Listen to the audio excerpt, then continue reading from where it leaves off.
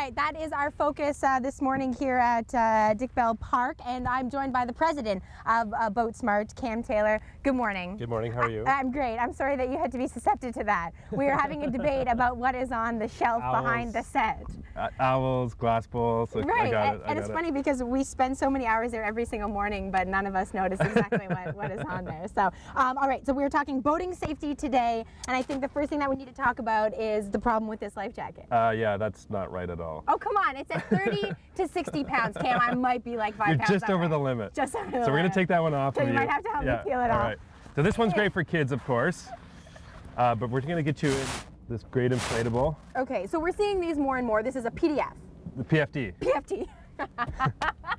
I was poking fun at Melissa Lamb for doing that earlier this morning, and now here I am doing it. So you want to make sure that fits snugly. Okay. And these are great. Like you said, they're kind of new, but they've been out for a few years now, so they're affordable, easy to wear, comfortable. They're not hot in the summer sun. So these are great, 16 and older for these. Okay. And then there's, of course, the traditional style PFD as well. Okay, so before we go through the full range of things that you must keep on your boat, what exactly is BOATsmart, your company, all about? We're a national safe boating educator, and we help Canadian boaters stay safe, get educated, and make sure they get their operator card. So that operator card is required by law. If you're caught without that card, it's a $250 fine. It's mandatory for anybody that drives a powered vessel, regardless of age, size of boat, or engine horsepower. You do need to get that operator card. Okay. But don't get the card just to avoid the $250 fine. Get the card because you want to make sure that you've got that education and knowledge to stay safe. Okay. So how long would it take? You can do it online, right? You can do it online, so you can go to the BOATsmart website, which is boatsmartexam.com. Yeah.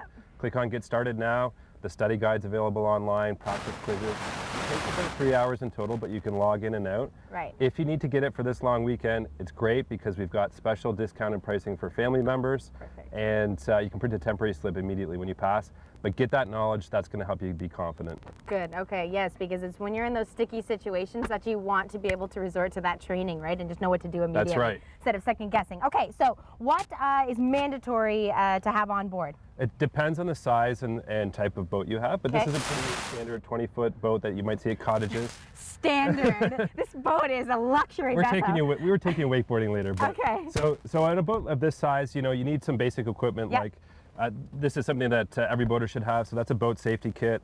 That acts as a bailer. It's got a whistle, a flashlight, buoyant heaving line. Okay, can I open it? Yeah, open that up. All right. You want to make sure your flashlight's charged up and ready to go. It's got fresh batteries in it. You're going to use that heaving line to throw it to somebody that's in distress. So that's a basic kit that covers off a few items. And later in the morning, you'll show us how to actually use that. Is it heaving rope? Yeah, the buoyant heaving line. Okay. I think you're going in the water? Okay, somebody's going in the water. We'll rock, paper, scissors for that later. You don't trust me? I'll save you. I swear. We'll see about that. Okay, now I really enjoyed this too, this extendable paddle. Yeah, so that's an extendable paddle. So you can stow that even on a personal watercraft, so that's great. You want to make sure you've got one of those.